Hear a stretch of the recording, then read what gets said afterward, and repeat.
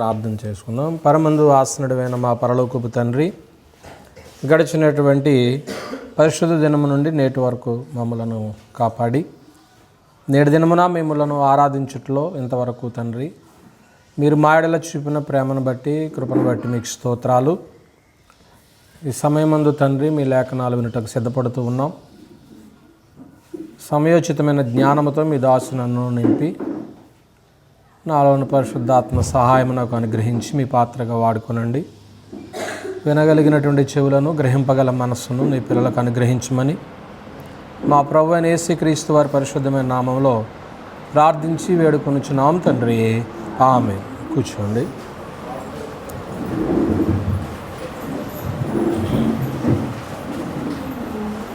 దేవునికి స్తోత్రాలు. ఈరోజు ఆరాధికులుగా చేరిన దేవుని పిల్లలైన మీ అందరికీ ప్రభు పేరట వందనాలు తెలియజేసుకుంటూ, దేవుని యొక్క మహాకృపను బట్టి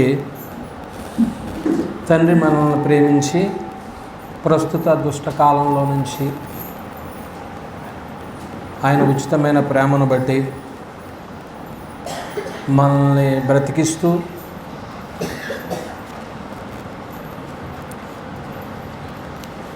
జీవాన్ని, ఊపిరిని మనకు అనుగ్రహిస్తున్న దేవుణ్ణి ఆరాధించడానికి వచ్చినాం. ఈరోజు మనం నేర్చుకోబోయేటువంటి పాఠం ఏంటంటే సోమరితనము గురించి ఆలోచన చేద్దాం. సోమరితనం అనేటువంటిది దేవుని నుండి మనల్ని దూరం చేస్తారు. అండి, గ్రంథంలో నిద్రబోతులు ఉన్నారు, అలాగే వదరబోతులు ఉన్నారు, త్రాగుబోతులు ఉన్నారు, అలాగే సోమరిబోతులు కూడా ఉన్నారు. ఈ సోమరితనం గురించి మనము ఒక వచనాన్ని చదువుకుని పాఠంలోనికి వెళదాం. పేతురు రాసినటువంటి 2వ పత్రిక 1వ అధ్యాయము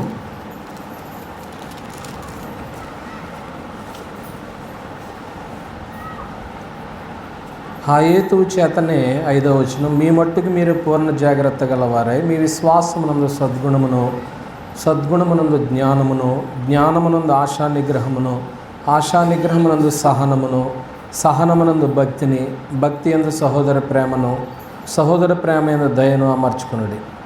ఇవి మీకు కలిగి విస్తరించిన ఎడల అవి మన ప్రభువైన యేసుక్రీస్తును గూర్చినటువంటి అనుభవ జ్ఞాన విషయంలో మిమ్మును, మన పాఠం, సోమరులైనను నిష్ఫలులైనను కాకుండా చేయండి. కనుక సోమరితనం అనేటువంటిది ఉండకూడదు అని దేవుని యొక్క గ్రంథం మనకి బోధిస్తూ ఉంది. మీ మట్టుకు మీరు పూర్ణ జాగ్రత్త గలవారై, మొట్టమొదటిగా మనము మన మట్టుకు మనమే, ఎవరికి వారే పూర్ణ జాగ్రత్త కలిగిన వారుగా ఉండాలి. అప్పుడు మనకి సోమరితనం అనేటువంటిది దూరం అవుతుంది. దేహంలో ఉన్న వారందరికీ కూడా సోమరితనం ఉంటుందని అనుకో అవసరం లేదు. కష్టపడే తత్వం ఉంటుంది, సోమరితనం కూడా ఉంటుంది. కనుక ఈరోజు మనము కొన్ని విషయాలు ఆలోచన చేద్దాం. మొట్టమొదటిగా మనం ఏం ఆలోచన చేస్తామంటే, మన మట్టుకు మనం ఎవరికి వారే పూర్ణ జాగ్రత్త కలిగి ఉండాలి. ఏ విషయంలో మనం జాగ్రత్త కలిగి ఉండాలంటే, దేవుడైన యెహోవా మనకి ఏ అయితే బోధించారో ఆ బోధ విషయంలో ఎవరికి వారే జాగ్రత్త ఉండాలి. ఏమండి, ద్వితీయోపదేశకాండము 24వ అధ్యాయము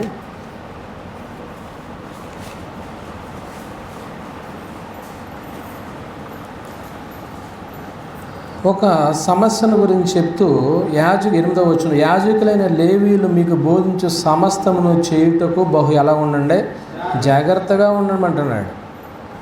ఒక సేవకుడు చెప్పిన తర్వాత మీ దైవజనుడు వాక్యం ఇలా ఉంది అని చెప్పిన తర్వాత ఆ విషయంలో మీకు మీరే జాగ్రత్త పడిపోవలసిన అవసరం ఉంది ఏమండి. కనుక పూర్ణ జాగ్రత్త కలిగినటువంటి వారుగా ఉండాలి. మత్తయి సువార్త 16వ అధ్యాయము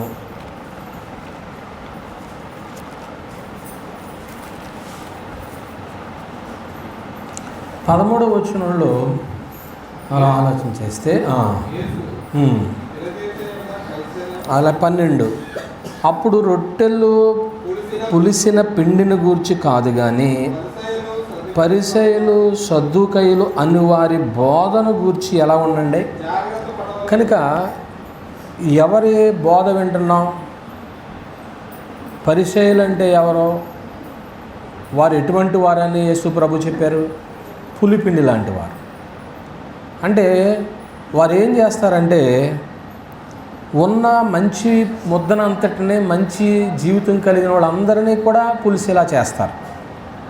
కనుక వాళ్ళ బోధ విషయంలో మనం ఎలా ఉండాలన్నాడు? జాగ్రత్త. లోకంలో అనేకమైన బోధలు ఉంటాయి. ఆ బోధ విషయంలో మనం చాలా జాగ్రత్తగా ఉండాలి. 6వ వచనంలో చెప్తాడు, అప్పుడు యేసు చూచుకొనుడి పరిసయ్యులు సద్దూకయ్యులు అనువారి పులిసిన పిండిని గురించి ఎలా ఉండండి.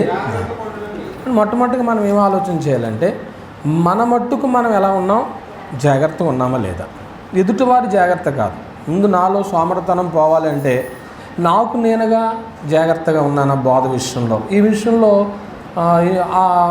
చాలా మట్టుకు మీకు మీరు సేఫ్ అని అనుకుంటున్నాను. ఎందుకంటే ఏ బోధ అయితే నిత్య జీవానికి నడిపిస్తుందని గ్రంథం చెప్తుందో ఆ బోధ విషయంలో మీరు జాగ్రత్తగా ఉన్నారనే సందర్భాన్ని మరి మీకు మీరే సాక్షి కనుక దేవుని ఎదుట దానికి జవాబుదారులు మీరే ఉన్నారు. రెండో విషయం మనం ఏం ఆలోచన చేస్తున్నామంటే కిందకి చెప్తుంటున్నాడు, మీ విశ్వాసమునందు సద్గుణము. ఈ సంగతులన్నీ కూడా రెండో సంగతుల్లోనూ వస్తాయి. ప్రతి నరుడికి కూడా లేదా క్రైస్తవులకి విశ్వాసం అనేటువంటిది ప్రధానమైనటువంటి ఆయుధం. అందరికీ విశ్వాసం ఉంది. మరి కొన్నిసార్లు మన విశ్వాసాన్ని బట్టి మనం ఎందుకు దేవుని దీవెనలు పొందలేకపోతున్నాము అని మనం ప్రశ్నించుకుంటే దేవుణ్ణి సంతోషపెట్టడానికి సరిపోయినంత విశ్వాసం మనలో లేకపోతుంది. దేవుని సంతోషపెట్టగలిగినటువంటి విశ్వాసం ఉండాలి. నాకు విశ్వాసం ఉంది అని మనమే సర్టిఫికెట్ ఇచ్చుకుంటాం కాదు, కానీ నేను దేవుణ్ణి సంతోషపెట్టగలిగిన విశ్వాసం ఉందా నాలో ఏనండి. ఎందుకంటే ఆ మాట మనం అంత బలంగా అన్నామంటే మత్తయి సువార్త 6వ అధ్యాయము మత్తయి సువార్త 6వ అధ్యాయము 30వ వచనం నుండి మనం చూస్తే నేడుండి రేపు పొయ్యిలో వేయబడి అడవి గడ్డిని దేవుడు ఎలాగో అలంకరించిన ఎడలా. ఎవరిని మాట్లాడుతున్నాడు ఈయన? శిష్యులకి బలమైన విశ్వాసం ఉంటుందా ఉండదా? యేసుతో ఉన్న వాళ్ళకి. ఇప్పుడు నాతో పాటు మీరు ట్రావెల్ చేస్తున్నారు, మీ సేవకునితో పాటు కొద్దో గొప్ప వాక్య జ్ఞానం ఉండాలా లేదా? మీకు ఉంటుంది కూడా. అది ఎంతవరకు కరెక్టో యేసుతో ఉన్నటువంటి వాళ్ళకు కూడా బలమైన విశ్వాసం ఉండాలి. కానీ క్రీస్తుతో ఉన్నటువంటి అపోస్తులకే శిష్యులకే ఎటువంటి విశ్వాసం ఉందని చెప్పాడు ప్రభు. అంటే దేవుణ్ణి సంతోషపెట్టగలిగినంత విశ్వాసం లేదని, దేవుని సంతోషపెట్టగలిగినంత విశ్వాసం లేదని అక్కడ. కనుక మనకు విశ్వాసం అంటూ ఉంటుంది, కానీ అది దేవుని సంతోషపెట్టే అంత విశ్వాసం ఉందా అనేది మనం ప్రశ్నించుకోవాల్సిన విషయం. ఆ విషయంలో జాగ్రత్త అంటున్నాడు అన్నమాట అండి. జాగ్రత్త అంటే మనం ఏం ఆలోచన చేస్తామంటే గ్రంథాన్ని బట్టి చెప్పవలసిన సందర్భం ఏంటంటే ఇచ్చిన పనిని ఆసక్తితో నెరవేర్చుటకు వేగురు పడుట. అది జాగ్రత్త అంటే. ప్రయాణం వెళ్తున్నావు జాగ్రత్త అంటే దాని అర్థం ఏంటి? నీకు ఒక పని నిమిత్తం వెళుతున్నావో ఆ పనిలోనే నువ్వేమవ్వాలా? ఆసక్తిగా ఉండాలి, ఆతురత ఉండాలి. ఆ పని పూర్తయ్యే వరకు కూడా నువ్వు ఇంకే మనసు నీలోకి రానియకూడదు. అలాగూ ఈ మాటలన్నీ కూడా జాగ్రత్త అనే దాంట్లో ఉన్నాయి. ఆరోగ్యం జాగ్రత్త అంటాం. ఆరోగ్యం జాగ్రత్త అంటే అర్థం ఏంటి? అందులో ఎన్ని ముడి ఉన్నాయి? నీళ్ళు, ఆహారం, వాతావరణం, ఇవన్నీ ఉన్నాయా లేదా? అలాగే ఇచ్చిన పనిని ఆసక్తితో నెరవేర్చుటకు వేగిరపొడుట, అది జాగ్రత్త అంటే. అలాగుంటున్నామా మనం? అందువల్ల మొట్టమొదటిగా మనం ఏమని చూసామంటే విశ్వాసము. విశ్వాసం అనేది ఎదుటోను సంతోషపెట్టే విశ్వాసమా, దేవుని సంతోషపెట్టే విశ్వాసమా? అది మీ విశ్వాసం ద్వారా దేవుడు ఎంతవరకు సంతోషిస్తున్నాడో అది మీకే తెలియాలి. రెండోది విశ్వాసమునందు సద్గుణము. అదేనా వచ్చి చెప్పాడు. విశ్వాసమునందు ఏముంది? పేతురు రాసిన మొదటి పత్రిక 2వ పత్రిక 1వ అధ్యాయము 5వ వచనంలో ఆ పదాలన్నీ కూడా మీరు ఈరోజు ఆలోచన చేయాలి. ఇది 2వ పాయింట్లో మనం ఆలోచన చేస్తున్నాం. 8 సంగతులు చెప్తాను. రెండోవి మొట్టమొదటిగా ఏం చెప్పామంటే మీ మట్టుకు మీరు ఎలా ఉండండి? పూర్ణ జాగ్రత్త. జాగ్రత్త అంటే ఏం చెప్పాను చెప్పండి. జాగ్రత్త అంటే ఏం నేర్చుకున్నాం? ఇచ్చిన పనిని ఆసక్తితో నెరవేర్చుటకు వేగిరపడుట, అంటే తొందరపడుట, వేగంగా ముందుకెళ్ళుట, ఇవన్నీ ఉన్నాయి. అసలు పని మానేసి వేరే పని మీద ఉండమని కాదు దాని అర్థం. రెండోది మనం ఏం చూసాం? విశ్వాసం. విశ్వాసం అనేది చెప్పండి, మనం ఎదుటోని సంతోషపెట్టేది కాకుండా ఎవరిని సంతోషపెట్టాలి? దేవుని సంతోషపెట్టేది. ఇప్పుడు విశ్వాసానికి ఏది జత అవ్వాలట? అక్కడ ఉన్నది చెప్పండి. సద్గుణము. విశ్వాసం అనేది ఏముండాలి? సద్గుణము. క్రైస్తవుడు అతడు పవిత్రంగా స్వచ్ఛంగా జీవించడానికి విశ్వాసానికి మరొకటి అలవర్చుకోవాల్సిన అవసరం ఉంది. నేను ఓన్లీ ఫెయిత్తోనే ఉంటాను అంటే నీకు సరిపోదు. అది ఓన్లీ విశ్వాసంతో ఉంటానంటే సరిపోదు. ఇప్పుడు దీనికి ఇంకోటి యాడ్ అవ్వాలి, దీనికి ఇంకోటి కలవాలంటున్నాడు. విశ్వాసం అనేది ఏముండాలట? సద్గుణము. సద్గుణం అంటే ఏంటి? సద్గుణము అని అంటే నైతికమైనటువంటి శ్రేష్టత. ఇది మీకు ఇంకా అర్థం అవ్వాలంటే పవిత్రతలో బలం కలిగి ఉండటం. ఈ పదం బాగుంది. దేంట్లో బలం ఉండాలా? పవిత్ర. మాటల్లో బలం కాదు, దేహంలో బలం కాదు, ఏమండి? లేకపోతే ప్రాపర్టీలో బలం ఉంటుంది, ఆ బలం వేరు.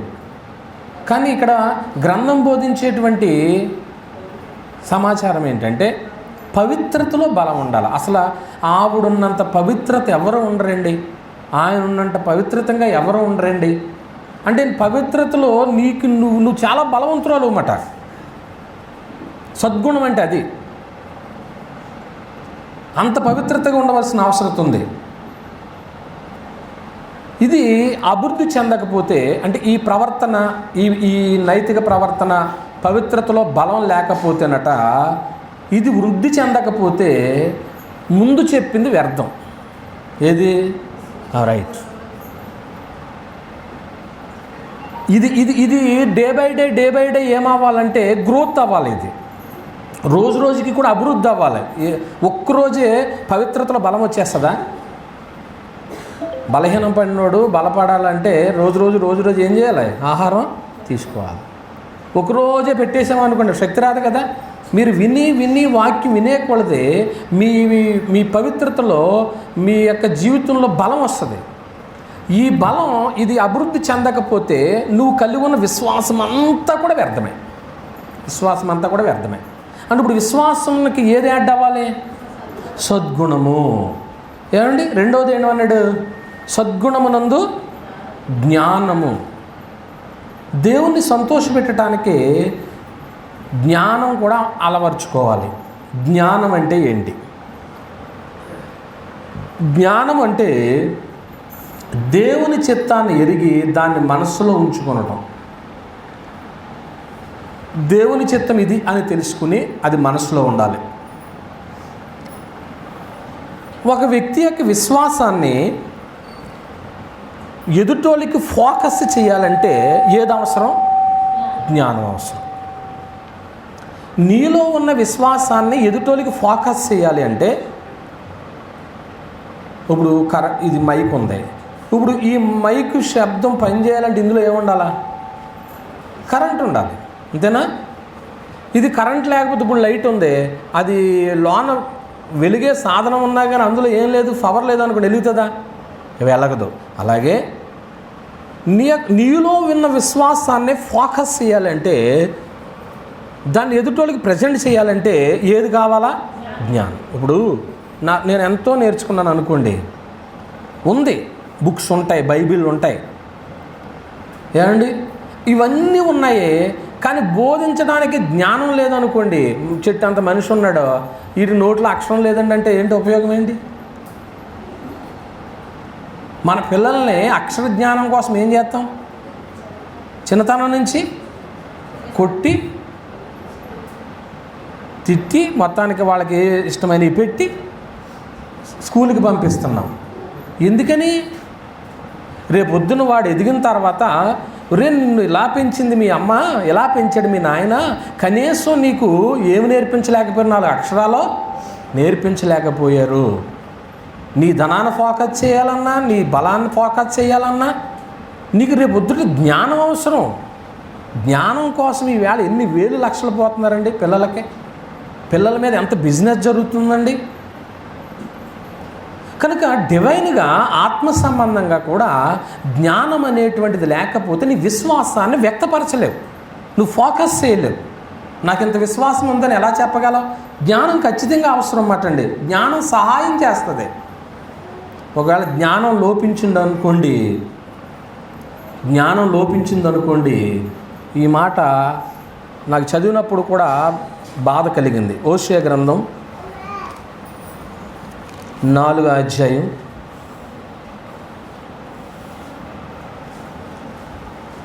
6వ వచనాన్ని మనం చూస్తే, నా జనులు జ్ఞానము లేని వారు ఏమైపోతున్నారు? నశించిపోతున్నారు. జ్ఞానం లేని వాళ్ళంట. హోషేయ గ్రంథం తీసుకున్నారా? 746వ పేజీ. జ్ఞానము లేని వారు నశించిపోతున్నారు, నీవు జ్ఞానమును విసర్జించున్నావు గనుక యాజకుడుగా కాకుండా నిన్నేం చేస్తాను? విసర్జించును. నీవు దేవుని ధర్మశాస్త్రం మరచితివి గనుక నేను నీ కుమారులను ఏం చేస్తాను? మరిచిపోతాను అన్నాడు. అంటే నశించిపోతారు. జ్ఞానం లేనోళ్ళు ఏమైపోతారని ఒక మాటలో చెప్పుకోవచ్చు మనం, నశించిపోతారు. ఇంకా కింద వచనాల్లో చెప్తాడు, తమకు కలిమి కలిగిన కొలది వారు నా ఎడల అధిక పాపము చేసిరి. ఒకళ్ళకి ధనం విస్తరించే కొలదే ఇంకా పాపం చేస్తారంట. అప్పుడప్పుడు అంటారు కదా, డబ్బు ఎక్కువ ఏం చేస్తున్నాడో తెలియదు ఇతనికి, ఎలా ఖర్చు పెడుతున్నాడో ఏమి ఉండదు. ఏమండి? అందువల్ల ప్రియమైన దేవుని వారలారా, సద్గుణానికి ఏది అలవర్చుకోవాలని చెప్పుకుంటుంది గ్రంథం? జ్ఞానము. జ్ఞానం తర్వాత అక్కడ వదిలేకండి. పేతురు రాసిన 2వ పత్రిక 1వ అధ్యాయం 5వ వచనం, జ్ఞానమునందు ఆశా నిగ్రహం. ఏమన్నాడండి? ఆశా నిగ్రహము. ఆశా నిగ్రహం అంటే స్వీయ నియంత్రణ. దీన్ని ఎలా చెప్తానంటే, గ్రంథాన్ని బట్టి మీలో కొన్ని కోరికలు ఉంటాయి, నాలో కొన్ని కోరికలు ఉంటాయి. అది ఎవరికి చెప్పుకుంటాం? భర్త భార్య చెప్తుంది, భార్య భర్త చెప్తుంది. ఇద్దరు కలిపి ఎవరికి చెప్తారు? అంతేనా? దేవుడు. మనలో ఉన్నటువంటి కోరికలనట దేవుని చిత్తానికి అనుగుణంగా నియంత్రించుకోవాలి. ఇప్పుడు నాకు చాలా కోరిక ఉంది, ఇప్పుడు ఆ కోరిక తీరదనుకోండి, దేవుని గ్రంథం ఏమంటుంది? ఇది తాగదు అందనుకోండి, ఆ కోరికను అక్కడితో ఏం చేసేసుకోవాలా? చంపేసుకోవాలి. నా పాయింట్ అర్థం అవ్వలేదు అనుకోండి మీకు. ఇంకా దాని గురించి నేను పూర్తిగా వివరణకు ఇవ్వాలంటే చాలా పాఠం ఆగిపోతుంది. అంటే దేవుని చిత్తానికి అనుగుణంగా నియంత్రించేసుకోవాలి. అర్థమయ్యడానికి ఒక ఎగ్జాంపుల్ చెప్పుకుందాం పోనీ. కొన్ని పదార్థాలు నీకు ఇష్టం, డాక్టర్ గారు తినొద్దన్నారు, ఏం చేద్దాం? అంతే, నియంత్రించేసుకో. ఇది నాకు డాక్టర్ గారు చెప్పి ఎప్పుడు నువ్వు చాలా రోజులు అయిందండి టీ తాగడం మానేశాను, కాఫీ తాగడం మానేశాను ఏమండి అంటారు కదా. ఎందుకని? అది మన దేహానికి ఏం కలిగిస్తుంది అన్నారు? అనారోగ్యం కలిగిస్తుంది. కాబట్టి అది వద్దని నియంత్రించేసాం. ఇప్పుడు దేవుని వాక్యానికి అనుగుణంగా వాక్యం వద్దంది కాబట్టి మానేను అనేవాళ్ళు అక్కడ ఎంతమంది ఉన్నారు? డాక్టర్ గారు చెప్తే వింటాం కానీ సువార్తికుడు చెప్తే వింటారా? అంటే సువార్తికుడి మాట అంటే ఎవరి మాట? దేవుని మాట. దేవుని మాట చెప్తే వింటారా? ఆయన అలాగే చెప్తాడు. కానీ కొన్ని విషయాలు నేను సంతోషిస్తాను. మా సేవకుడు ఇలా చెప్పాడు కాబట్టి మేము ఈ కార్యక్రమాలు చేయాలి అని అక్కడక్కడ కొన్ని కనపడతాయి. ఈ మధ్య అవి కూడా కనపడతలేదు నాకు, ఏమండి? మొదట్లో కొన్ని కనపడ్డాయి, ఇప్పుడు ఈ మధ్య అవి కూడా కనపడతలేదు. మరి మళ్ళీ అవన్నీ రిస్టోర్ చేసుకోండి. కనుక ప్రియమైన దేవుని వారలారా, ఇప్పుడు మనం ఏం ఆలోచన చేస్తున్నామంటే ఆశా నిగ్రహం అంటే కోరికల్ని దేవుని చిత్తానికి అనుగుణంగా ఏం చేయాలి? నియంత్రించుకోవాలి. ఆ పదం బాగుంది. నియంత్రించుకోవాలి అనడంలో మనందరికీ కూడా అర్థమవడానికి ఒక మాట చెప్తాను. ఊరికినే అదురుపడేది ఒకటి ఉంది మన దేహంలో, అవయవాల్లో, నాలిక. ఇప్పుడు ఈ నాలికతో మనము ఎదుటి వాళ్ళని అనేస్తున్నాము. సండే వచ్చేటప్పటికి దేవుణ్ణి ఏం చేస్తాం? పాటలు పాడతాము, దేవుని స్తుతిస్తూ ఉంటాం. ఇప్పుడు అది దేవుని చిత్తమేనా? ఇప్పుడు దాన్ని ఏం చేయాలి? నాలుకని. అది సంగతి మాట. యాకోబు రాసిన పత్రిక 1వ అధ్యాయము 26వ వచనం. రైట్. ఎవడైనాను కనుక ఇప్పుడు నోటికి ఏం పెట్టాలి? కళ్ళెం పెట్టుకోవాలట. ఇప్పుడు ఇక్కడ ఉన్న వాళ్ళు ఎవరి నోటికి కళ్ళెలు ఉన్నాయి అని అడిగామనుకోండి, ఎవరికి వాళ్ళకి సమాధానం చెప్పుకోవాలి. ఒక్కొక్కరు మౌనంగా ఉంటారు, మాట్లాడరు. ఎవరు వేసేసారు తాళం? వాక్యం వేసేసింది. మాట్లాడాలని ఉంది కానీ మాట్లాడలేకపోతున్నాం. ఎవరినో మాదిరిగా పెట్టుకున్నావు. ఇదిగో బైబిల్ చెప్పింది, యాకోబు గారు చెప్పాడు, దేవుని దాసుడు నాలుగు నియంత్రించుకోమన్నారు, అంతే, దానికి నియంత్రించారు. రెండో సంగతి ఏంటంటే జీవితంలో దేనికి మొదటి ప్రాధాన్యత ఇవ్వాలో దాన్ని మనం నేర్చుకోవాలి. ఆశా నిగ్రహం అంటే ఇది. జీవితంలో దేనికి మొదటి ప్రాధాన్యత ఇవ్వాలి, దేనికి మొదటి ప్రాధాన్యత ఇస్తాం మనం? ఉదయం లేవగానే మీరు మొట్టమొదటి ప్రయారిటీ ఎవరికి ఇస్తారు? అంటే దేవుణ్ణి ఏం చేసుకుంటారు? ప్రార్థన చేసుకుంటారు. తర్వాత మీ యజమాని లేవగానే మీ ఎదుటి నిలబడ్డారనుకోండి, నిలువెత్తుగా, అయ్యా మీకు నిండు ఉన్నాయా ఇప్పుడు అసలు అయ్యి?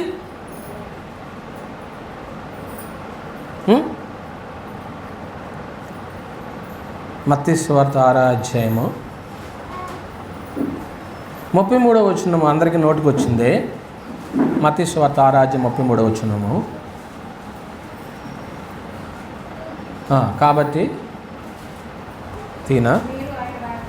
కాబట్టి మీరు ఆయన రాజ్యమును నీతిని మొదట వెదకండి. అది సంగతి. అంటే ఇప్పుడు జీవితంలో మొదటి ప్రాధాన్యత దేనికి ఇవ్వాలి? ఆయన రాజ్యానికి ఇవ్వాలి. ఆయన రాజ్యం అంటే ఏది? సంఘము. నా జీవితంలో సంఘమే మొదటండి, తర్వాతే నా కుటుంబం, తర్వాతే నా పిల్లలు, తర్వాతే నా భర్త, తర్వాతే నా భార్య అనేవాళ్ళు ఇక్కడ ఎంతమంది ఉన్నారు? నా పాయింట్ అర్థమైందా మీకు? నా జీవితంలో యేసు ప్రభు రక్తమిచ్చి సంపాదించినటువంటి సంఘమే మొదట, తర్వాతే ఎవరైనా అనేవాళ్ళు ఎంతమంది ఉన్నారు? చేయత్తని దేవుడు చూస్తున్నాడు. ఉన్నారు ఎవరైనా? అంటే మొట్టమొదటి స్థానము ప్రాధాన్యత ఎవరికి ఇవ్వాలి మనం? ఆయన రాజ్యం అన్నాడు, ఆయనది కదా అది. నీ ఇంటికైతే పోనీ వేరే వాళ్ళ ఇంటికైతే అవసరం లేదు.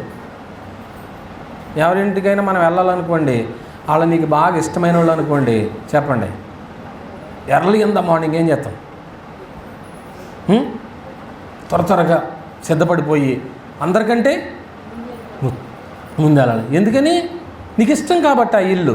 అలాగే దేవుని ఇల్లు అంటే నీకు ఇష్టం కాబట్టి తొందరగా మనం సిద్ధపడి వచ్చేస్తూ ఉంటాం. అంటే మొదటి ప్రాధాన్యత దేనికి ఇవ్వాలి కనుక ఆశా నిగ్రహం అంటే చెప్పుకున్నాం. తర్వాత ఆశా నిగ్రహం నందు ఏముండాలన్నాడు?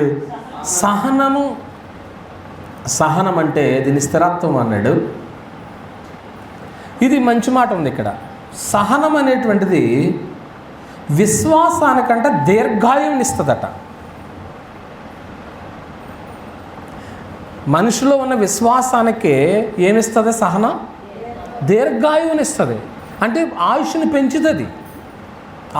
పెంచుతుంది సహనం అనేటువంటిది.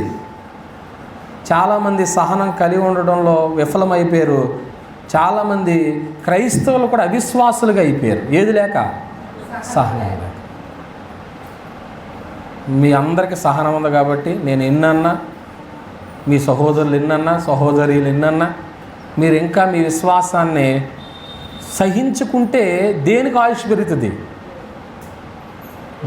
విశ్వాసానికి దీర్ఘాయువు అవుతుంది.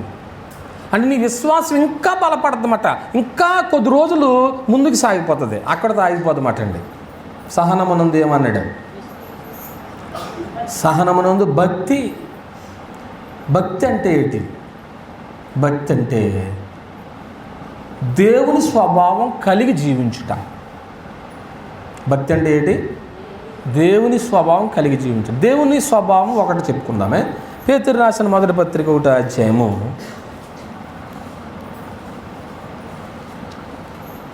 15వ వచనాన్ని మనం చూసినట్లయితే, మిమ్మల్ని పిలిచిన వాడు పరిశుద్ధుడైన ప్రకారం మీరును సమస్త ప్రవర్తన ఎలా ఉండండి? పరిశుద్ధుడు. 14వ వచనంలో నేను పరిశుద్ధుడిని అన్నాను కనుక మీరును, అంటే దేవుని యొక్క స్వభావము ఎటువంటిది? పరిశుద్ధత. ఏమండి, నిజంగా పరిశుద్ధతగా ఉండడము అందరికీ చూడండి, పరిశుద్ధతగా ఉండడము సులువు అంటారా, కష్టం అంటారా? మీకు ఎలాగైతే అదిగా చెప్పండి, దానికి జవాబు నేను చెప్తాను. పరిశుద్ధులుగా ఉండడము సులువా, చాలా కష్టమా? ఏమంటాం? ఎవరూ మాట్లాడట్లేదు. చాలా కష్టం.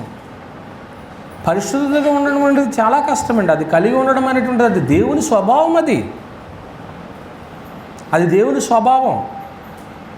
ఇప్పుడు కొన్ని కష్టమైనటువంటి పనులకి మనం ఎవరో ఒకరిని ఏం తీసుకుంటాం? హెల్ప్ తీసుకుంటాం, సహాయం చేయమంటాం. ఈ పని నేను చేయలేకపోతున్నాను, ఎవరో ఒకరు నాకు తోడు రండి, ఎవరో ఒకరు నాకు సహాయం చేయండి అంటాం. ఇప్పుడు మనము పరిశుద్ధులుగా ఉండటానికి అది కష్టమైన పని కాబట్టి మనకి మరొక వ్యక్తి సహాయం చేసేటానికి ఆయన ఎప్పుడు సిద్ధంగానే ఉన్నాడు. ఆయన పేరుకే అర్థం అది. ఆయన పేరుకే అర్థం అది. ఏమండి, మత్తయి సువార్త 1వ అధ్యాయము, మత్తయి సువార్త 1వ అధ్యాయము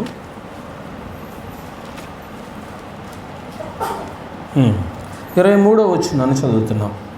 అని ప్రభువు నెరవేరినట్లు ఇదంతయు జరిగెను. ఇమ్మానుయేలను పేరునకు భాషాంతరమున అదండి, అంటే యేసు ప్రభు అని అక్కడ ఆయన మనకు ఎలా ఉంటాడు అంటే, ఇప్పుడు పరిశుద్ధులుగా ఉండటానికి ఇప్పుడు ఎవరు సహాయం చేస్తారు చెప్పండి? మనకి యేసు ప్రభువు సహాయం చేస్తారు. ఎందుకని? ఆయనది అదే గుణం కాబట్టి. నీకు సహాయం చేసేవాడు నువ్వు సెలెక్ట్ చేసుకుంటావు, మంచి వాళ్ళని సెలెక్ట్ చేసుకుంటావు, లేదంటే వాళ్ళతో సహవాసం కట్ అయిపోద్ది.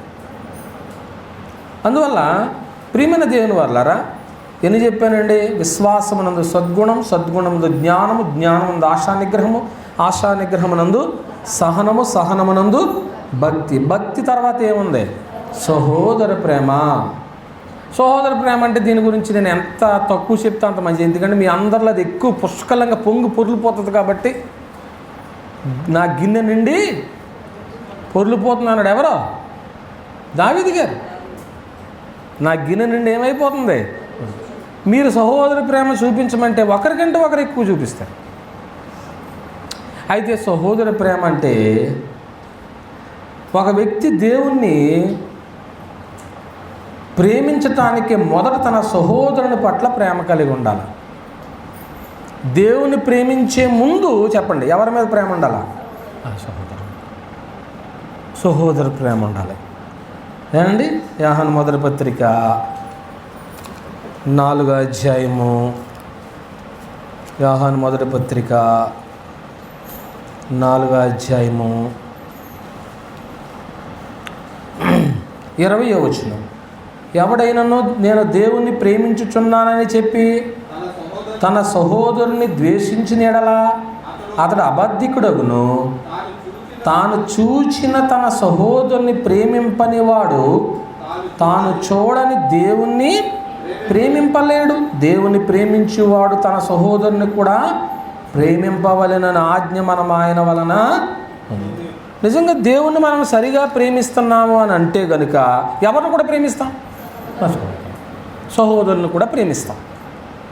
అంటే ఇప్పుడు నువ్వు సహోదరుని ప్రేమించట్లేదంటే దేవుణ్ణి కూడా ఏం చేయట్లేదు? ప్రేమించట్లేదని. దేవుణ్ణి కూడా ప్రేమించట్లేదని దాని అర్థం ఏంటి? ఏమండి? ప్రేమ లేనివాడట యోహాను మొదటి పత్రిక 3వ అధ్యాయము, యోహాను మొదటి పత్రిక 3వ అధ్యాయము 14వ వచనం. మనము సహోదరులను ప్రేమించుచున్నాము కనుక అదండి మరణములో నుండి జీవములోనికి దాటి ఉన్నామని ఎరుగుదుము. ప్రేమ లేనివాడు ఆల్రెడీ నువ్వు ఎందులో ఉన్నట్టు? ప్రేమ లేకపోతే మరణంలో ఉన్నట్టు. ఎవరైనా సహోదరుని మనం ప్రేమించట్లేదు అనుకోండి, వాళ్ళ మనసులో ఏమంటారో తెలుసా? ఇతను ఆల్రెడీ ఎందులో ఉన్నాడా? పైకి అనరు. కనుక సహోదరి ప్రేమ ఇలాగ ఇవన్నీ అలవర్చుకోవాలని రెండో సంగతి చెప్పాను మీకు. ఈరోజు మన పాఠం ఏంటి? సోమరితనము. అంటే మొట్టమొదటిగా మనం ఏం చూసామంటే మీ మట్టుకు మీరు పూర్ణ జాగ్రత్త గలవారండి. రెండవది విశ్వాసముకు నందు ఇవన్నీ అలవర్చుకోవాలి. మూడో సంగతికి వస్తున్నాను. మూడవది ఏంటంటే యేసుక్రీస్తును గూర్చిన అనుభవ జ్ఞానంలోకి రావాలా. పేతురు రాసిన 2వ పత్రిక 1వ అధ్యాయము 8వ వచనాన్ని మనం చూసినట్లయితే ఇవి మీకు కలిగి విస్తరించిన ఎడల అదండి యేసుక్రీస్తును గూర్చినటువంటి అనుభవ జ్ఞానంలోకి రావాలా. అనుభవ జ్ఞానం అంటే మనం ఎలా చెప్పుకోవచ్చు? క్రీస్తుని గురించి మనకి ఎంత సీనియారిటీ ఉంది? యేసుప్రభు ఎవరి కుమారుడు? మరలా యేసుప్రభు ఎవరి కుమారుడు? మరలా యేసుప్రభు ఎవరి కుమారుడు? యేసేపు కుమారుడు, మరియ కుమారుడు. అంతేనా? అంతేనా? యేసు దేవుని కుమారుడు అంటే మీరు ఎప్పుడు చెప్పాలి తెలుసా మాట? అదే అనుభవ జ్ఞానం అంటే. యేసు ప్రభు పుట్టినప్పుడు దేవుని కుమారుడు కాదు. పుట్టినప్పుడు దేవుని కుమారుడు కాదు. ఆయన ఎప్పుడు దేవుని కుమారుడిగా నిరూపించబడ్డాడు? రోమీలకు రాసిన పత్రిక, రోమీలకు రాసిన పత్రిక 1వ అధ్యాయము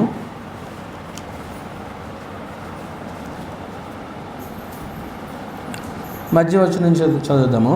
అంటే ఎక్కడి నుంచి చదువుతున్నానంటే యేసుక్రీస్తు విషయమైన ఆ సువార్తను పరిశుద్ధ లేఖనమును తన ప్రవక్తల ద్వారా ముందుగా వాగ్దానం చేసెను. యేసుక్రీస్తు శరీరమును బట్టి దొరికిందా? అదే మీ అందరికి దొరికిందా సంగతి? ఓకే.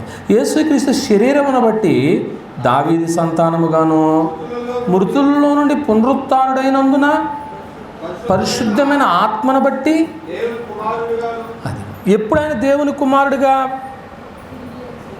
మృతుల్లో నుంచి తిరిగి లేచిన తర్వాత ఎవరుగా నిరూపించబడ్డాడు? ఇది అనుభవ జ్ఞానంలోకి రావాలా. ఇవాళ యేసుప్రభు గురించి చెప్పమంటే పరిశుద్ధాత్ముడు, యేసుప్రభు, దేవుడు అందరిని మిక్స్ చేసేయకూడదు సాంబార్లాగా. ఆయన యొక్క క్యారెక్టర్ ఏంటి, క్రీస్తు యొక్క క్యారెక్టర్ ఏంటి, పరిశుద్ధాత్మ యొక్క క్యారెక్టర్ ఏంటి అనేది మనకు ఆ జ్ఞానం రావాలి, అవగాహన రావాలి. అదే ఎఫెసీ పత్రికలో మరో మాట ఉంటుంది, చూస్తాను. 4వ అధ్యాయము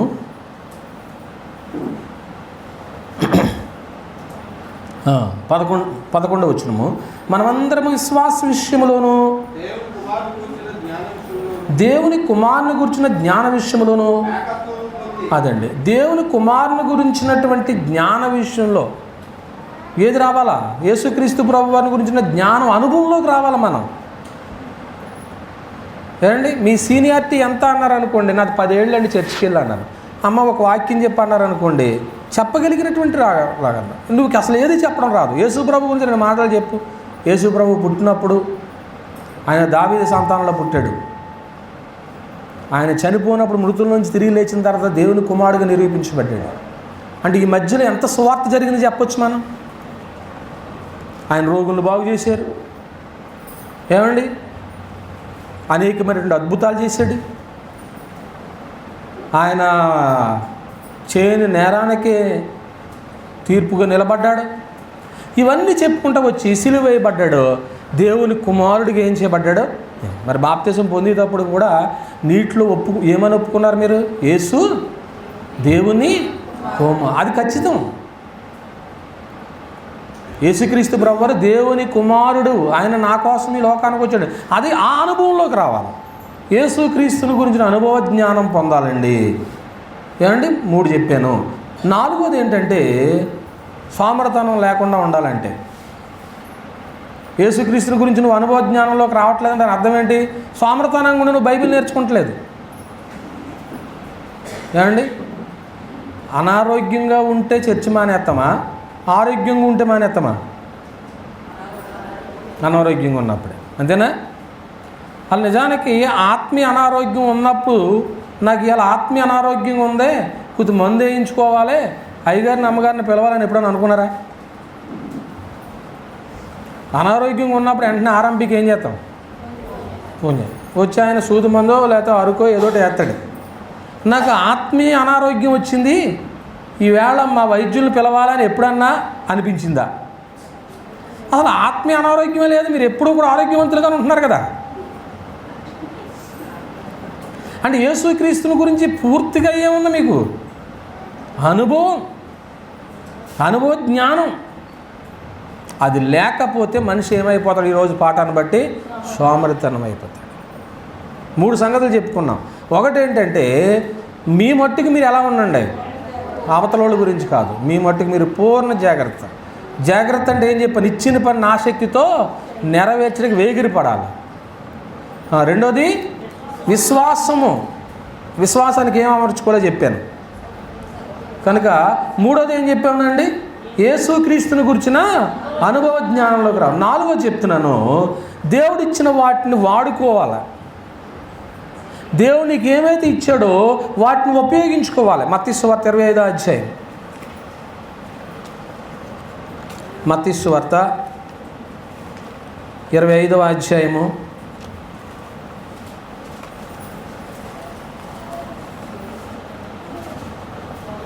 24వ వచనము. తరువాత ఒక తలాంతు తీసుకున్నవాడు వచ్చి, అయ్యా, నీ విత్తని చోట కోయువాడవును, చల్లని చోట పంట కూర్చుకుని వాడవన కఠినుడవడని నేను ఎరుగుదును.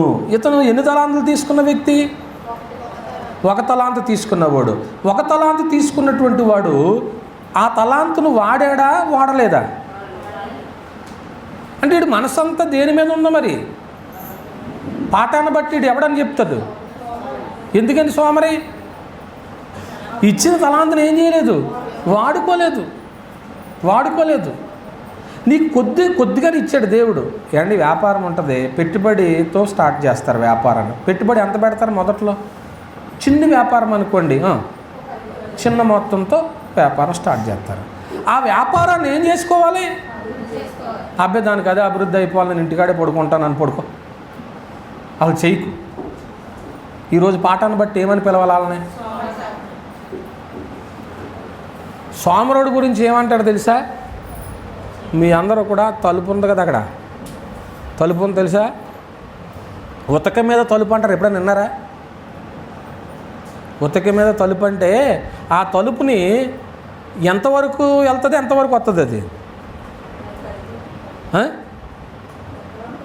అది ఎంతవరకు వెళ్తుంది, ఎంతవరకు వస్తుంది, దాని పరిధి ఎంతవరకు ఉందో అంతవరకే. సోమరి కూడా మంచం మీద నుంచి దొరుకుతూనే ఉంటాడంట అటు ఇటు. వాళ్ళు లెగడాడు, ఆమె లెగదు. ఉతక మీద తలుపులాగా తిరుగుతూనే ఉంటారు. అది మళ్ళీ గుమ్మం దాకా వెళ్తుంది, మళ్ళీ గోడకే వస్తుంది. సామెతల గ్రంథము 26వ అధ్యాయము.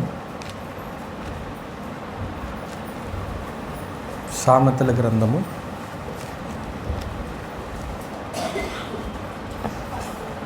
26వ అధ్యాయం ఎన్నో వచనం? 14. చదవండి. ఉతకం మీద తలుపు తిరుగును. అది తలుపు అక్కడికక్కడే తిరుగుద్ది. సోమరే అదే పడకంటే మంచమే కదూ, పడక మీద అటు ఇటు దొరుకుతాడే కానీ ఎంతసేపటికి ఏమవడట, లేవడో. ఎవరన్నా ఉన్నారు అటువంటి వాళ్ళు? ఈరోజు పాఠం ఏంటండి? సోమరితనం. నేను 2 పాఠాలు చెప్పాను మా పిల్లకే. అమ్మ ఏ పాఠం సెలెక్ట్ చేద్దామంటే ఈ పాఠం సెలెక్ట్ చేసింది. ఈ పాఠం కొనసాగుతుంది ఈరోజు. ప్రియమైన దేవుని వర్లారా, సోమరితనం పిల్లలు మీరు కూడా, అలాగే మనం కూడా. ఇచ్చిన తలాంతును ఏం చేయలేకపోయాడు అతను, వాడుకోలేకపోయాడు. ఒక్కొక్కరు వస్తువు ఇచ్చారనుకోండి, ఆ వస్తువుని ఎలా చూస్తారండి? జాగ్రత్తగా వాడుకుంటారు. ఒక్కొక్కరు వస్తువుని ఏం చేయరు, అసలు జాగ్రత్త ఉండదు. వాళ్ళకి జాగ్రత్త ఉండదండి. దేవుడు ఇచ్చిన వాటిని వాడుకోవాలి జాగ్రత్తగా. దేవుడు నీకు మంచి గాత్రం ఇచ్చాడండి, ఈ గాత్రాన్ని ఏం చేయాలి? వాడుకోవాలి. ఇప్పుడు ప్రొఫెషనల్ సింగర్స్ ఉంటారు. ఆ సింగర్స్ వాళ్ళ గాత్రాన్ని ఏం చేస్తారండి? తినకూడనవి తినరు. ఏమండి, వాటర్ ఏ తాగాలి అయ్యే తాగుతారు. లేదనుకోండి గాత్రం ఏమైపోద్ది? గాత్రం మారిందనుకోండి వాళ్ళని ఎవరు పాడడానికి పిలవరు. దేవుడు నీకు టాలెంట్ ఇచ్చాడు, నువ్వు బాగా ప్రార్థనా పరురాలు, దాన్ని ఇంకా షైన్ చేయి. బాగా గాయకురాలు. మన సంఘంలో అసలు మీరందరూ నిజంగా ఎంత సింగర్స్ మనకు తెలిసింది నాకు.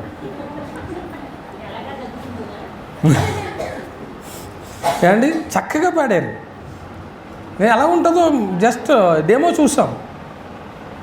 రేపు మళ్ళీ ఎప్పుడోకప్పుడు పిల్లలు చెప్తారు, మహిమ మీకు చెప్తుంది. మీరు అందరూ ఉండి చక్కగా ఒక పాట పాడుకుని 1-2 పాటలు పాడారు అనుకోండి, చక్కగా రికార్డింగ్ చేసుకోవచ్చు. చక్కగా పాడుతున్నారు, బాగా గుమ్ముగా బాగా పాడారు. అందరిలోకి కూడా గట్టిగా వినపడింది విజయటోలు. పర్లేదు, వెరీ గుడ్. కానీ గాత్ర సంగీతం ఎంతమంది చూస్తారండి? మీరు పాడితే ప్రపంచం అంతా చూస్తుంది యూట్యూబ్లో పెడితే. పలానా దోంశాల క్రీస్తు సంఘం అంట, అసలు గాత్ర సంగీతం చాలా బాగా. మీరు సచివాణి అని వస్తా చూడండి ఎప్పుడన్నా. సచివాణిలో వాళ్ళ సంఘంలో వాళ్ళు చక్కగా పాడతారు, అందరూ నిలబడి. లేడీసే అంటే ఆరాధనలో పాడరు అనుకోండి, వాళ్ళు మామూలు రికార్డింగ్ చేస్తారు. రికార్డింగ్ చేసి జోషువా గోటం గారి యొక్క స్థానిక సంఘంలో వాళ్ళు చక్కగా పాడుతూ ఉంటారు. నేర్చుకుంటారు కొన్ని పాటలు. మీకు వచ్చిన పాటలు కొందరికి బయట వాళ్ళకి రావు, వాళ్ళు నేర్చుకుంటూ ఉంటారు. అందువల్ల ప్రియమైన దేవుని పిల్లలారా, దేవుడిచ్చిన వాటిని మనం ఏం చేయాలండి? వాడుకోవాలి. వీడు వాడుకోలేనోడు కనుక వీడి పేరు బ్రాకెట్లో ఏం రాయొచ్చు? సోమరుడు. ఉన్నది కూడా దేవుడు తీసేసాడా, ఉంచాడా? తీసేసాడు. ఏమండి, ఎన్ని చెప్పానండి? 4 చెప్పాను, 5 చెప్తున్నాను. ఇదే పాయింట్లో లేక ఇదే రెఫరెన్స్లో లేని దాని కొరకు ప్రాకులాడక ఉన్నదాన్ని ఉపయోగించుకోవాలి. ఏమన్నాను? లేని దాని కొరకు ప్రాకులాడక ఉన్నదాన్ని ఏం చేసుకోవాలట? ఉపయోగించు. ఇప్పుడు అక్కడ తలాంతు ఉన్నదాన్ని ఏం చేయలేకపోయాడు, వాడు ఉపయోగించుకోలేకపోయాడు. ఆడికి 5 ఇచ్చాడు, ఆడికి 2 ఇచ్చాడు. ఆడిని చూసి ఎడితే ఎందుకు మనం? నీకు 1 ఇచ్చాడు కాబట్టి నీ సామర్థ్యం కొలిది ఇచ్చాడు. ఆ సామర్థ్యం కొలిది ఆ తలాంతుని ఏం చేయాలంటే దాన్ని సద్వినియోగం చేసుకుని. నీకు చిన్న వ్యాపారం ఇచ్చాడు, ఆ వ్యాపారాన్ని అభివృద్ధి చేయి. నీకు పెద్ద వ్యాపారం ఇచ్చాడు, ఆ వ్యాపారాన్ని అభివృద్ధి చేయి. నాకు చిన్న సంఘాన్ని ఇచ్చాడు, సంఘాన్ని నేను ఏం చేసుకోవాలి? అభివృద్ధి చేసుకోవాలి.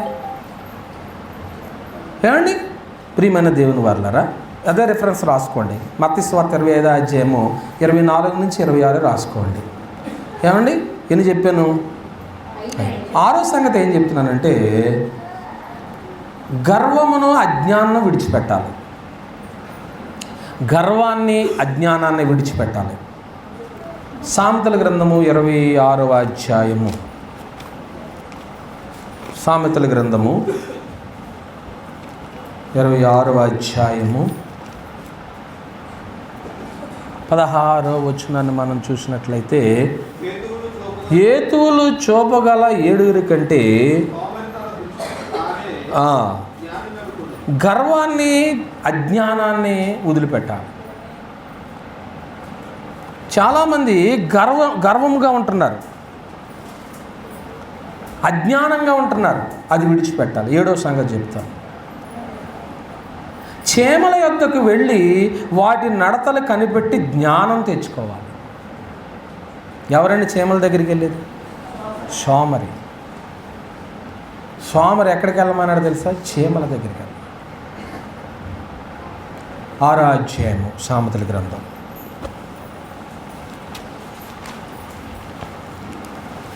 6వ అధ్యాయము 6వ వచనం.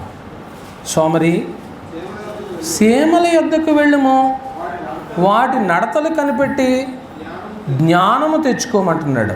చేమల యొద్దకు వెళ్ళి నడతలు కనిపెట్టి జ్ఞానం తెచ్చుకోవాలి సోమరి. అవి ఏం చేస్తాయండి?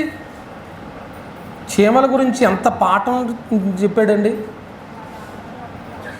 వాటి నడతలు కనిపెట్టి ఏం తెచ్చుకో అంటే జ్ఞానం వస్తుందన్నమాట. ఇది ప్రత్యేకించి ఎవరికి చెప్తున్న మాట? ఇది సోమరితనం. కనీసం ఆ చీమలు ఏం చేస్తాయో తెలుసండి, ఒక వరుస క్రమంలో వెళ్తాయి. వాళ్ళకి ఎవరైనా నాయకుడు, కమాండర్ ఉంటాడా? వాళ్ళు నడిపించే నాయకుడు ఉంటాడా? ఉండకపోయినా కానీ అవి చక్కగా క్రమంలో వెళ్తాయి, ఆహారాన్ని తీసుకెళ్తాయి, భూమిలో భద్రం చేసుకుంటాయి. కనుక అటువంటి వాటి దగ్గరికి వెళ్ళి నువ్వేం తెచ్చుకోమన్నాడమ్మా? జ్ఞానం తెచ్చుకోమన్నాడు. ఎన్ని చెప్పాను? 8వ చెప్తున్నాను. 7 చెప్పాను, 8వది. ఈ పాయింట్ చాలా బాగుంది. మనల్ని ఎవరు గమనించినా గమనించకపోయినా కష్టపడి పని చేయాలి. మనల్ని ఎవరు గమనించినా గమనించకపోయినా మన పని ఏంటి? కష్టపడడం అంతే. నన్ను పలానా వాళ్ళు చూస్తున్నారో, వాళ్ళు చూడని చూడకపోయినా అది నీకు అనవసరం. ఒకళ్ళు చూస్తేనే పని చేస్తారు, అందరికీ కనపడేలాగే పని చేస్తారు.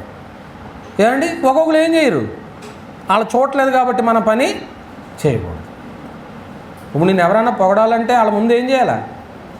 దాన్ని ఇంకో మాట కూడా అంటారు, ఏంటి బిల్డప్ ఇచ్చేస్తున్నారేంటి వాళ్ళు అంటారు. అంటే దాని అర్థం ఏంటి? అందరూ నన్ను ఏం చేయాలా? చూడాలి. అంటే వీళ్ళకి ముఖస్థుతి కావాలి, అందరూ ఎదుట పొగడతలు కావాలి. ఒక్కొక్కరు అయితే అసలు ఎవరు చూసినా చూడకపోయినా నేను సోమరితనంగా ఉండకూడదంటే నా పని కష్టపడడమే. ఇక్కడ కూర్చున్న మీరు అందరికీ మీ జీవితాల్లో అటువంటి అనుభవాలు లేకపోలేదండి. మీరు కష్టపడే తత్వం ఉంది కాబట్టి దేవుడు మిమ్మల్ని, నీకు నష్టం వచ్చింది అయినా కష్టపడతావు, లాభం వచ్చింది కూర్చో. ఇవాళ లాభం వచ్చేసిందని కూర్చుంటావా? వ్యాపారాల్లో లాభం వచ్చినటువంటి పెద్ద పెద్ద నాయకులు ఉంటారు, అంబానీ లాంటి వాళ్ళు ఉంటారు. వాళ్ళ లాభం వచ్చేస్తుందని కూర్చుంటారు, ఇంకా వ్యాపారం చేస్తారు. లేకపోతే ఒక్కొక్కసారి నష్టం వస్తుంది, ఒక నెల నష్టం వచ్చిందని ఊరుకుంటారా?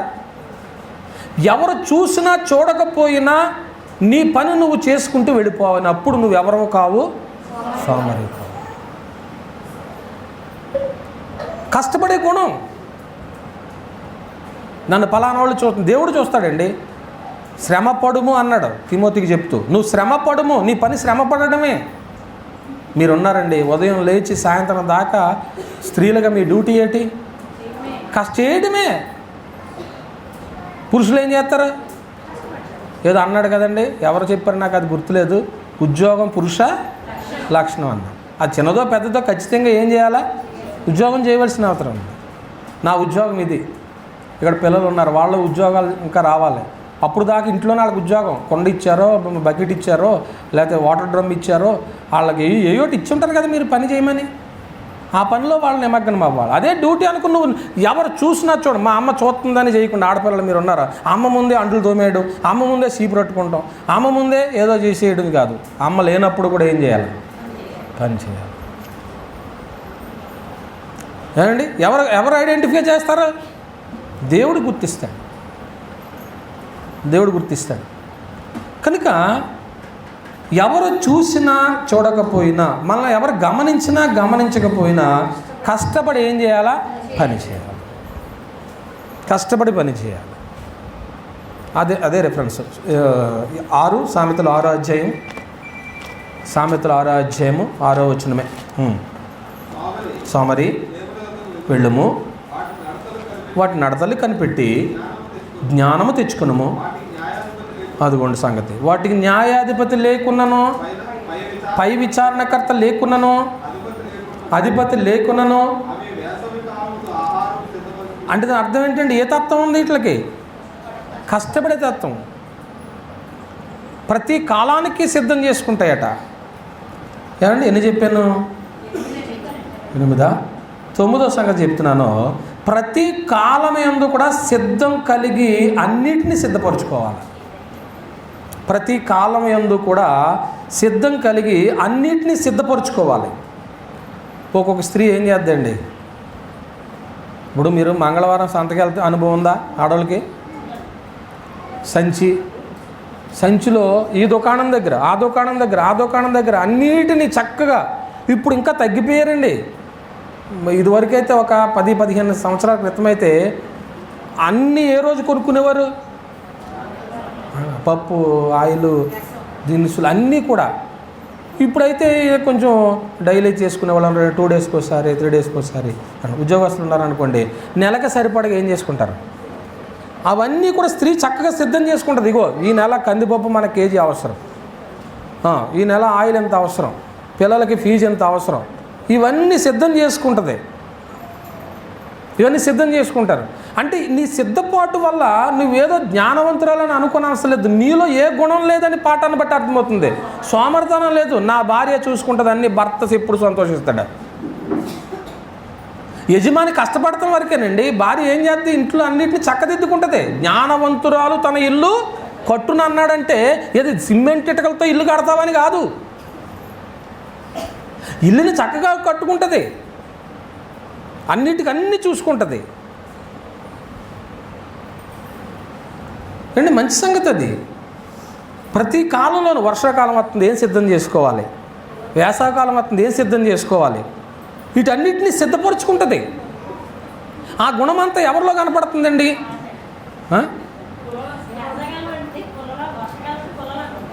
వర్షాకాలంలో అవి ఎక్కడ పనిచేస్తుంది? వేసవకాలంలో అవి ప్రిపేర్ చేసుకుంటారు. అది సంగతి. మంచి ఎగ్జాంపుల్ చెప్పింది శాంతి. పచ్చడి, కారం ఇవన్నీ ఎప్పుడు? సమ్మర్లో సిద్ధం చేయాలి. ఎందుకంటే ఇయర్ అంతా రావాలి కాబట్టి. అలాగే ఇంకేమైనా సంవత్సరాన్ని సిద్ధం చేసుకుని ఏమని ఉండి చెప్పండి? పప్పులు, ఒడియాలు రాలేదు ఈ సంవత్సరం ఏమండి. అందువల్ల ప్రియమైన దేవుని అన్ని ముందుగా సిద్ధం చేసుకుంటూ ఉంటారు. నిజంగా మీరు అందరూ స్త్రీలు చాలా తెలివైన వాళ్ళు. తెలివైన వాళ్ళని ఎందుకు అభినందిస్తామంటే, పురుషులు నా గృహిణి అన్నీ చూసుకుంటారు, నాకు ఇబ్బంది లేదు. నా తత్వం ఏంటంటే తీసుకొచ్చి సంపాదన ఇదిగో ఎంతో కలిగింది అని అప్పగిస్తూ ఉంటారు. అలాగని మీరు పెత్తనం చేయకండి. ఆడపెత్తనం బోడి పెత్తనం అన్నారు. పెత్తనం చేయకండి. మీరు ఎంతవరకు అంటే సిద్ధం చేయండి అంతే. మీరు అన్నిటినీ సిద్ధం చేసుకోవాలా. ముందు కాలానికి సిద్ధం చేసుకుంటారు. అయ్యా ఇదిగో ఇది కావాలని సిద్ధం చేసుకుంటారు. అప్పుడు నువ్వు ఇంట్లో ఎవరో కావు, సోమరి కావు.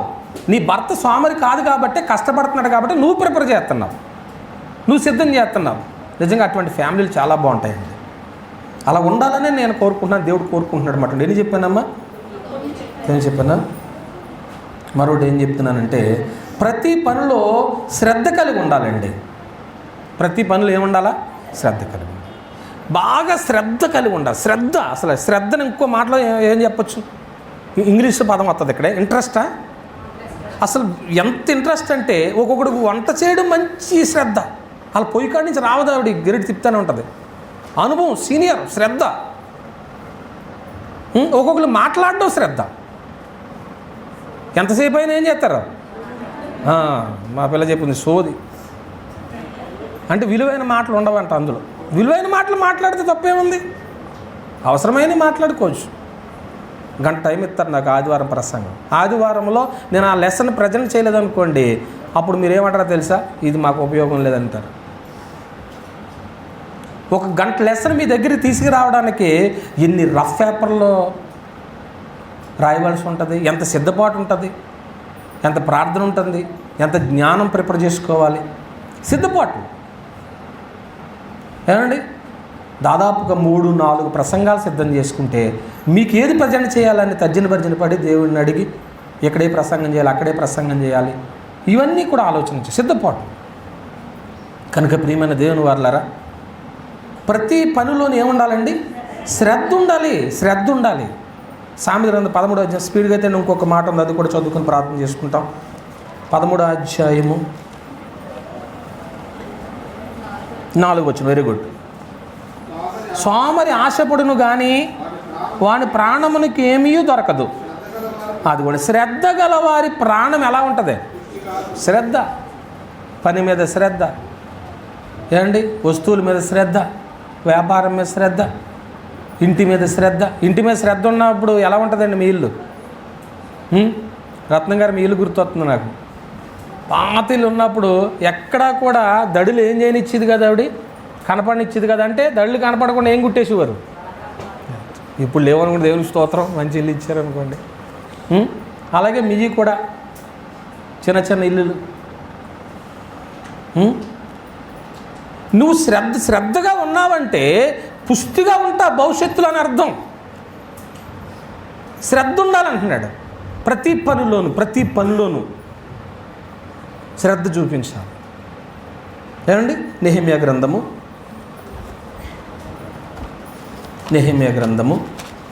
4వ అధ్యాయము, నెహెమ్యా గ్రంథము 4వ అధ్యాయము తీసుకున్నారా? 6వ వచనాన్ని ఒక్కసారి చదివినట్లయితే, అయినను అదండి, పని చేయుటకు జనులకు మనస్సు కలిగి ఉండెను గనుక మేము ఏం కట్టాం, గోడని కట్టాం. పని యందు శ్రద్ధ, ఆ శ్రద్ధ కలిగి ఉన్నారు కాబట్టే పని అయ్యింది. శ్రద్ధ లేకపోతే చేయలేరండి. ఒకవేళ ఎవరికైనా ఇంట్రెస్ట్ లేదా, శ్రద్ధ లేదా, అమ్మ చదివావా ఇవాళ అంటే ఇంట్రెస్ట్ లేదండి అంట. మరి దేని మీద వాళ్ళకి ఇంట్రెస్ట్ ఉంది? పిల్లోడిని హోంవర్క్ రాసావని అడుగుతావా? అమ్మ నాకు చదువు మీద ఇంట్రెస్ట్ లేదా అన్నాడు అనుకో, అప్పుడు ఏం చేయాలా? ఇంట్రెస్ట్ కలిగేలా చేయాలి. మరి ఏం చేస్తాం, తప్పదు, శ్రద్ధ పుట్టించాలి. బన్ను ఇవాళ ప్రార్థన చేసుకున్నావా? ఇబ్బంది ఇంట్రెస్ట్ లేదండి పాస్టర్ గారు అంటావా? బైబిల్ చదివావా? ఇంట్రెస్ట్ లేదంటావా? శ్రద్ధ, మనస్సు ఉండాలంట దాని మీద. దావీదుకి దేవుని మందిరం మీద మనస్సు ఎక్కువ, మక్కువ శ్రద్ధ. అలాగే మీకు కూడా శ్రద్ధ ఉండాలి. ఇంకో మాట చెప్తానండి, ప్రతి పనిలో చురుకుదనం ఉండాలండి. ప్రతి పనిలో ఏముండాలా? చురుకుదనం అంటే దాన్ని ఇంకో మాటలో చెప్పండి. పోనీ అలాగ వద్దులే, మన స్థానిక సంఘంలో చురుకుదనంతో ఉన్నవాళ్ళు ఒకళ్ళ పేరు చెప్పండి, వాళ్ళని ఎగ్జాంపుల్ పెట్టుకుందాం.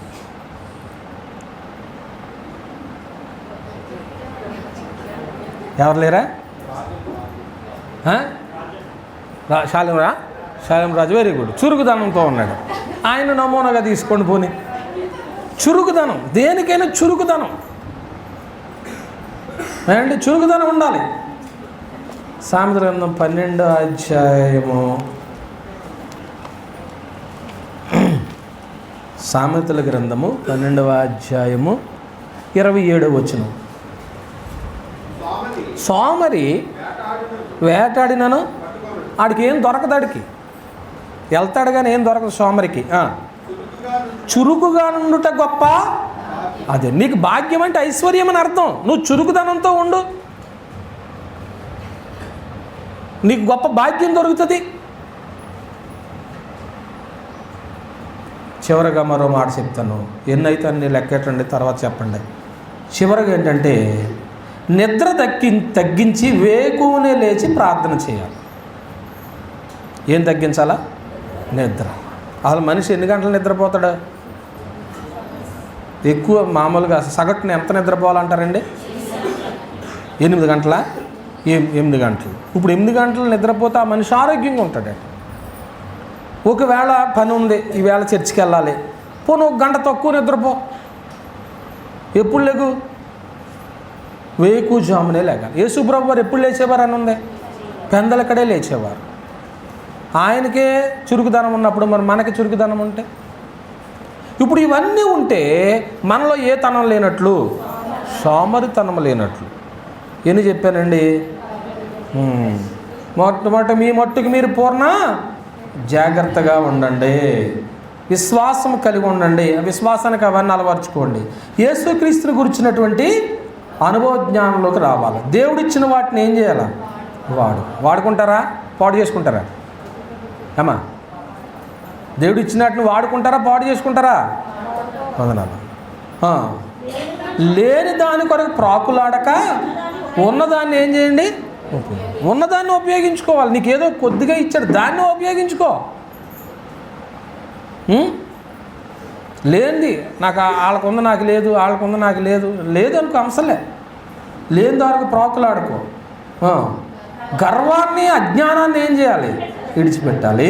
సీమల యొద్దకు వెళ్ళి వాటి నడతలు కనిపెట్టి నేర్చుకోవాలి.